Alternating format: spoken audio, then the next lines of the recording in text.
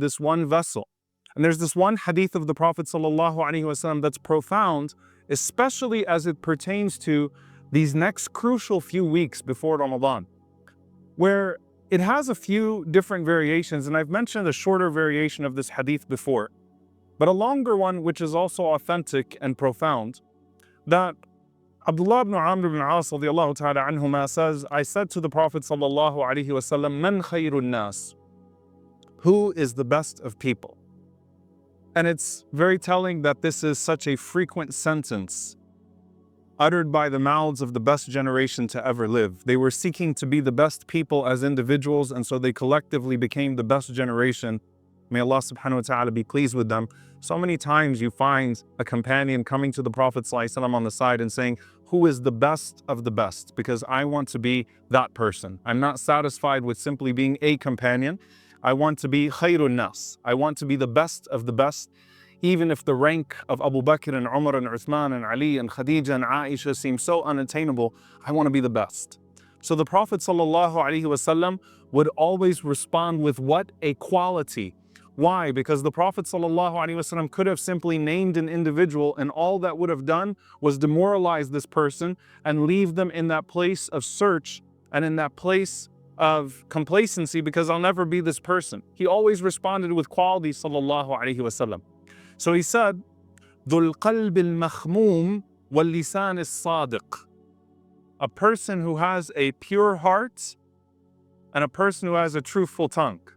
Now, by the way, who is the best companion? Abu Bakr as-Siddiq radiyallahu ta'ala anhu, the truthful one. He spoke only the truth, and as Imam al-Muzani rahimahullah said about him, he said, مَا سَبَقَ الصَّحَابَ بِكَثْرَةِ صَلَاةٍ وَلَا صِيَامٍ. He didn't beat the companions out because he prayed more than them and he fasted more than them, but because he had something in his heart. سَبَقَهُمْ بِشَيْءٍ وَقَرَ فِي قَلْبِهِ. Something happened to his heart, radiyallahu ta'ala anhu. So the Prophet ﷺ gave the qualities. He said the best people of this ummah are people who speak truth and people who have purified hearts. And he said that we said to the Prophet ﷺ, أَمَّا اللِّسَانُ الصَّادِقِ فَقَدْ عَرَفْنَاهُ. We know what a truthful tongue is, Ya Rasulullah. But what is فَمَا ذُو الْقَلْبِ الْمَخْمُومِ? What is a pure heart? Can you be more specific as to what a heart being pure is? He said, sallallahu alaihi wasallam, هو التقي النقي الذي ليس فيه إثم ولا بغي ولا حسد. He said, sallallahu alaihi wasallam, that it is a heart that is first and foremost God-fearing, conscious of Allah subhanahu wa ta'ala, taqi, it's God-fearing. Secondly, it is naqi, it's pure. Now, by the way, these first two traits here shape the rest of the hadith. Meaning what? There's a category here of taqwa, a category here of being God-conscious, which means that it will never violate the sight of Allah subhanahu wa ta'ala upon it. And then an-naqi, the pure side of it, there's a category here in regards to how it relates to other people. It's pure in regards to what it holds in regards to other people. So taqi, it holds an awe of Allah subhanahu wa ta'ala that doesn't allow it to fall into ithm, that doesn't allow it to fall into sinfulness, at least not in a knowing fashion. So it's so in awe and enamored with its Lord that it purifies itself from what would compromise that sight and the integrity of that sight upon it. Then the second part, naqi, refers to what? Baghyun, ithmun, hasad. Particularly where the Prophet ﷺ mentions transgression and envy. It doesn't hold transgression and envy. Transgression refers to the hope that someone else will get hurt, or the desire that should the opportunity present itself, I will inflict harm on this person. Okay? How can a heart be a transgressor? Because the heart intends. So if the heart intends transgression, and the only thing stopping it is that it hasn't found a moment or an opportunity to hurt someone else, it still holds a transgression inside of it. And hasad is a very specific disease of envy, that you hate someone for something that they have that you wish you had. You hate to see someone else in a position that you feel like you deserve. You hate that someone else has a life that you feel like you should be living. Hasad. It's in the heart here. And it's going to shape a particular type of mindset. And it's going to shape your actions. And it's going to consume your thoughts. And it's going to dictate your actions. It all goes back to that. Now here is what makes this hadith very interesting, this particular narration. This hadith has a shorter, more commonly quoted version, which is authentic. This one's a little longer. This one, the companions continue, and they say, فَمَنْ عَلَى إِثْرِهِ يَا رَسُولَ اللَّهِ. Who shows signs of that, O Messenger of Allah? You know, you're talking about a deep internal feeling. Who shows signs of that? Like, what are the traces of a person that has that type of quality then, Ya Rasulullah? You know, speaking the truth is so obvious. But what are the signs? And he responded, sallallahu alayhi wa sallam, الَّذِي يَشْنَأُ الدُّنْيَا وَيُحِبُّ الْآخِرَةِ. A person who really despises superficiality. Yashna dunya here doesn't mean you hate the world. It means you hate worldliness.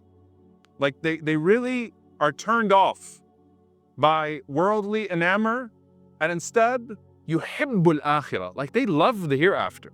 They actually love the akhirah. The concept of the hereafter is one that pushes them to action. It's what consumes their thoughts. It's what gets their hearts excited. Yuhibbul akhirah. Now look at the honesty of the companions of the Prophet sallallahu alaihi wasallam. They said, Ya Rasulullah, ma na'rifu hadha fina illa Rafi' Mawla Rasulillahi sallallahu alaihi wasallam. They said, look, the only person that really fits that description the way you just said it is Abi Rafi', who was a freed slave of the Prophet sallallahu alaihi wasallam. If you go back and you watch the episode that we did on Al-Abbas radiyallahu ta'ala anhu and Al-Fadl, his wife radiyallahu anha, Abu Rafi' was a slave of Al-Abbas, and he was a private believer in Mecca. He embraced Islam before Al-Abbas radiyallahu anhu, and the Prophet ﷺ freed him, and he became one of the great companions and dedicated companions of the Prophet ﷺ. So they're saying, you know, that pure-hearted person who simply just walks on this earth, who seems to not carry any ill will towards anyone, nor any love for this world, it seems like that simple man, Abi Rafi'. He just comes in the masjid, he goes, he's always kind of minding his own business, he doesn't speak much, he's clearly like not here. He's clearly focused on something else. So the Sahaba are saying, is that what you're talking about? And the Prophet ﷺ stayed silent. So they said, فَمَنْ عَلَى أَثَرِهِ. So then who resembles that type of person? And the Prophet ﷺ said, مُؤْمِنٌ فِي خُلُقٍ حَسَنٍ. A believer with good character. Don't complicate this. A Muslim who has good character, a believer who has good character, is operating from a good place. Focus on that. Don't focus on the circumstances. Don't focus on a very particular type of person. Focus on that. Now, what makes this really important is that the Prophet ﷺ connected your pursuit to the poisons of the heart, as well as how you interact with Allah subhanahu wa ta'ala and the world around you, all in one hadith. And Allah subhanahu wa ta'ala simplifies it by saying the following, مَا جَعَلَ اللَّهُ لِرَجُلٍ مِّن قَلْبَيْنِ فِي جَوْفِهِ. Allah did not give two hearts to a single person. No human being has two hearts. You don't have two hearts. If you have two hearts, then you seemingly can have two contradicting sets of priority. Then you can have two purposes. Then you can have two loves. Then you can have two drivers. Then you can have two motivators. And Allah subhanahu wa ta'ala is saying, Allah didn't give you two hearts. So when you claim to have those seemingly contradictory purposes and drives and priorities, you're only lying to yourself. Because Allah did not give you two hearts. Nor will Allah subhanahu wa ta'ala allow one heart to possess, to build on this, one heart cannot possess two contradictory emotions. The Prophet ﷺ says in two ahadith, and listen to this because they're both authentic and they're very insightful. He said sallallahu alaihi wasallam, لا يجتمع في جوف عبد مؤمن الإيمان والحسد. In one narration, the Prophet ﷺ said, no heart can carry both iman and envy, faith and envy. There's no such thing as a heart that can carry these two things and be true to the iman or actually hold hasad in what it contains, actually hold envy in what it contains. In another narration, also authentic, Rasulullah sallallahu alaihi wasallam said, لا يجتمع الشح والإيمان في قلب عبد أبدا. He said, sallallahu alaihi wasallam, faith and greed cannot coexist in the heart of a single servant. So faith and greed and faith and envy. And you connect that, subhanAllah, to that hadith where the Prophet ﷺ mentioned the pure heart, taqi, naqi, conscious of Allah subhanahu wa ta'ala, salim, pure in regards to everybody else.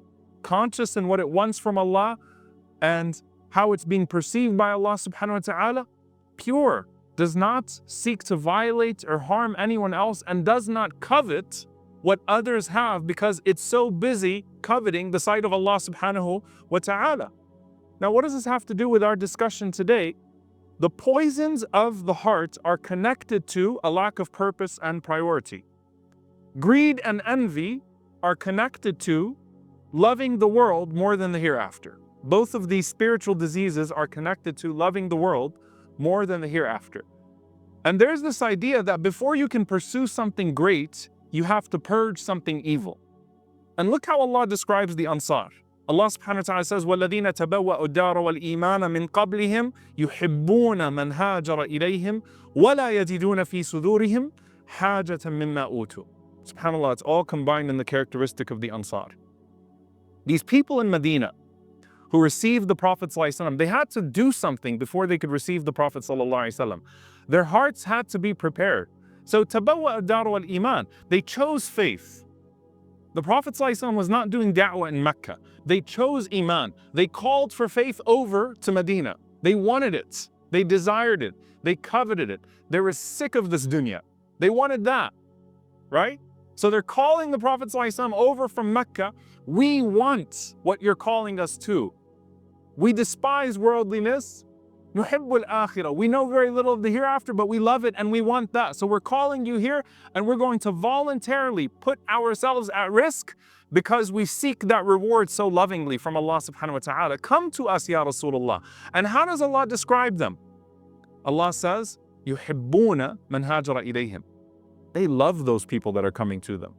SubhanAllah, you live in a world now where you see the hatred for refugees, the hatred for migrants, the hatred for people that are always looked at as invaders, as if they brought upon themselves earthquakes and tragedies and tyranny, and they're hated. And yes, the sad reality is, even when they go to another Muslim country, Muslim refugees in a Muslim country get treated like aliens and invaders. We see it over and over and over again. There's a disease in the heart here. It's not the resource problem, it's the heart problem. Why are you looking at them this way? Why are you looking at other people this way? Other human beings, other people that say La ilaha illallah, and you look at them like what? As if they are an enemy to you. And Allah subhanahu wa ta'ala is saying, يُحِبُّونَ مَنْ هَاجَرَ إِلَيْهِمْ. These people in Medina, they loved these migrants from Mecca. And Allah subhanahu wa ta'ala says, they did not have any type of hard feelings towards them, nor did they want what they had. They didn't have any hard feelings inside of them towards them, nor did they want what they had. So envy and greed are not present in the hearts of the Ansar. What does that mean?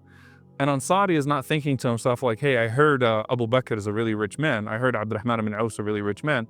Let me see if I can be that guy's brother. Bring him in and say, hey, you saved some money in Mecca. Can you transfer it to your new Medina account, which is shared by your new brother? None of that. They didn't want it. They were there in Quba, taking them in. Come to my house, come to my house, come to my house. And doing everything they possibly could. And Allah says, before they became that way, they made a conscious decision here. Their hearts were made ready to receive the Prophet sallallahu alaihi wasallam. And subhanAllah, you notice that their hearts were ready to receive the Prophet sallallahu alaihi wasallam because they cleared out the barriers of envy and greed. And that's exactly what stopped Abdullah bin Ubay bin Salul and the hypocrites from receiving the beauty of the Prophet sallallahu alaihi wasallam. Envy and greed. Envy and greed. I want that, I want this. They don't deserve this, we deserve this. And they couldn't see the beauty that was in front of them. You're sitting in the khutbah of the Prophet sallallahu alaihi wasallam for 9 years and you can't benefit? You're amongst the best generation, but all you're thinking about, what you're consumed by, is your envy and your greed. These poisons of the heart.